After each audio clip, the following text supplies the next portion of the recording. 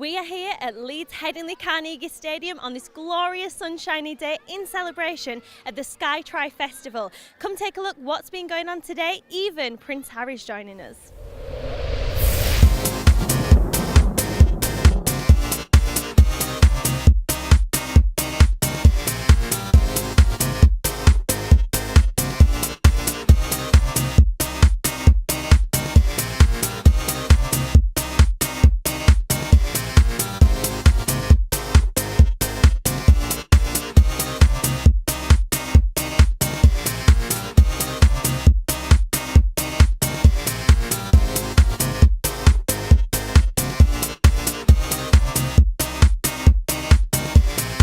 I'm joined by Sam Horner, the Rugby League Development Officer here at the Foundation at Leeds Rhinos. I've just seen, Sam, that you were talking to His Royal Highness Prince Harry. Tell me a bit about what you were saying. He actually asked me about what I do and what my role is in the city. So I told him about the community development that we work with all the kids. Told him a little bit about the match day experience for the kids. 1,400 kids last year playing on here, and he just thought it was brilliant how we interact as an organisation with all the kids, but also further than that, the community. So yeah, really down to earth guy, and just like us, he just asks the questions about what we do and how we go about interacting with all these kids and the community itself. So yeah, great guy. I'm joined by Lois Forsell, Women and Girls Development Officer here at Leeds Rhinos Rugby Foundation. Tell us a bit about what the SkyTry Festival programme has been today. So today we've been at Headingley Carnegie Stadium, like you said, and we've had 12 teams here taking part. It's been a mixed tournament today, but there's been some fantastic girl players, so the girls have been showing some of the lads what it's all about. So it's been good for me because my job is all about promoting, getting girls active, getting girls into sport, and particularly rugby. And one of the lads heard him say, she's so good, we just can't get her down. And I was like, yeah, go on. I'm joined by Gracie. She has just met His Royal Highness Prince Harry. Tell me a bit about when you met Prince Harry. Were you excited? I was so excited. And what did he say to you, Gracie? He asked me if I liked to play tag rugby and asked me if I did a team of my own.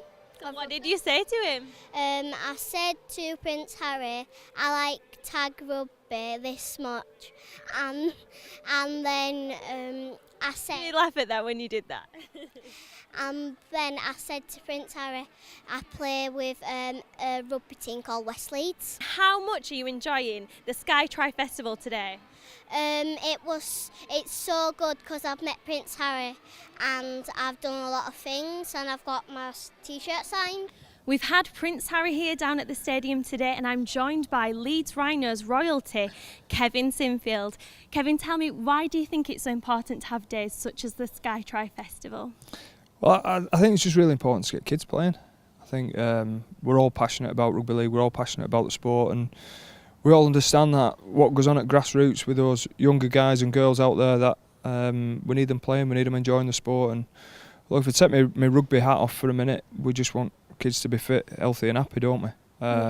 Put my rugby hat back on, want them to play rugby league. So to combine the two today here, I think we're pretty special. We've got lucky with the weather to have some of the current Rhinos players here is great for them.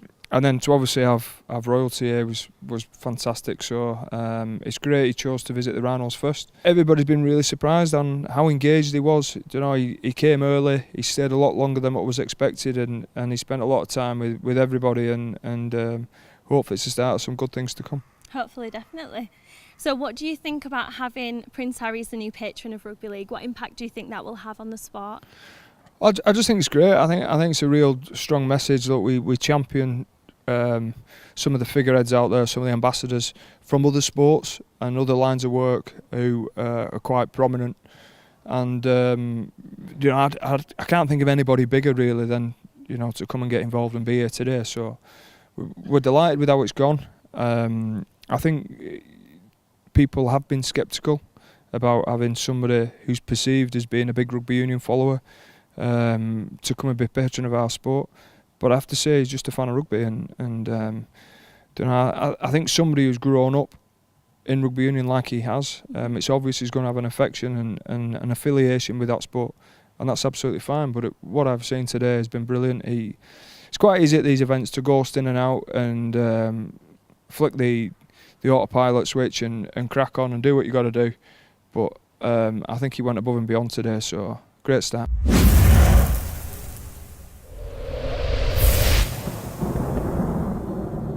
I'm joined by the lovely Adam Lunn, who's the Leeds Rhinos Foundation Projects Officer. Adam, tell us a bit about what's going on here today.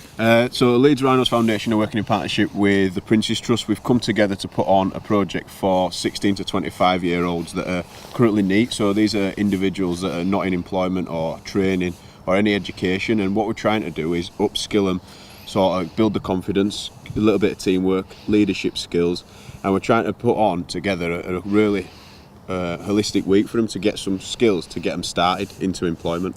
Why do you think it's so important to create such an amazing week for these people to have the opportunity to learn these skills? I think it's important to get people engaged and get them actually started, so that confidence and that communication, really simple things that we don't really think too much about, people sometimes struggle with, and by doing what we're doing, we're teaching these guys to, or we're going to try and teach these guys how to be coaches, and hopefully on the Friday they're going to come and coach and actually do a coaching session, so that should be really good for their own self-esteem and confidence. Yeah.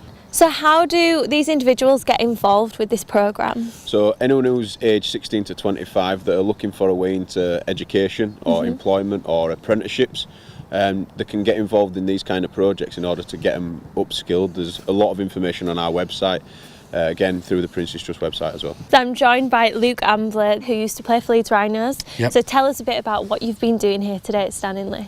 So I've been over here with the Prince's Trust group, got asked by Adam to come over and do a little bit of a talk and a workshop. So told them a little bit about my story from when I was growing up, getting bullied and things like that, and you know, a lot of the young people have been able to relate to that, you know, a lot of mental health problems and issues and just tough times in their life, and it's just showing them that they're not alone with that, and getting them to talk to each other. So the workshop involves them talking to someone they wouldn't necessarily talk to in that group, making a new network, I guess, and realising that they aren't alone, because when they are interviewing people and they're learning that someone else has been through what they've been through, it's a really good coping mechanism to see that other people have dealt with stuff and pick brains on that. So yeah, it's been really good. And you've been able to sort of share about Andy's Man Club with the group. So tell us about what is Andy's Man Club? Andy's Man Club, you know, there's three sides we've always said to Andy's Man Club. There's the groups that were originally set up, which is for men just to go and talk and get anything off the chest. And as we've always said, you don't have to have suicidal thoughts, you don't have to have a mental health condition. You might just have broke up with your girlfriend and feel like you can't go talk to your friends about it, and you want someone just to go offload to, and that's why the group was initially set up. We then started doing events, so we do events to raise awareness, and that was more for like the families and to get guys to come along as well, but women as well, because you know, this isn't just a problem that men are affected by, this is a problem that women are affected by, young people. This is a global epidemic, so we do try to do these big events, like we did the Holding Hands on the Bridge, and you know, it got a lot of attention for that. And the one in town, we walked to London, where we were very fortunate to meet you know, Nicola Blackwood MP, who's in charge of mental health. So we try to raise awareness on mass scales rather than just isolated, so that people can see that. And then we've got just as Facebook page and a social media, so we'll put a lot of content out there of people's stories or our own stories and coping mechanisms and things like that, to show people, everyone, that they're not alone and that there's ways and means to be able to deal with these issues that they're going on with. And you know, the one thing I've always said is that suicide prevention, if you're preventing someone taking their life, you try to encourage them to live their life. Yeah. So really it's more of a life appreciation group than it is suicide prevention. So it's always about finding the positives in each person's life.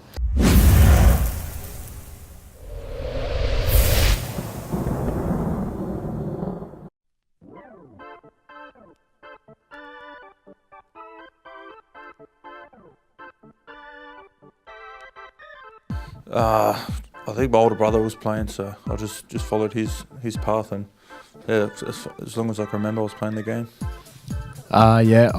Just my dad used to coach a senior team, and I used to go to their training, and they had a junior team that trained at the same time, so that's how I got involved. I started off as a halfback, then I played lock, I played centre, 5'8", second row, then front row. I actually played a little bit of centre when I was younger, but obviously my weight's really caught up on me and I don't get to play that anymore. Paul Harrigan used to play for Newcastle Knights, so I was a big fan of his. Yeah, rugby league wise, it would probably be the same. Paul Hogan, he being from Newcastle, used to watch him all the time, so yeah, that would be my inspiration. Probably pre-season training. I don't think anyone enjoys it.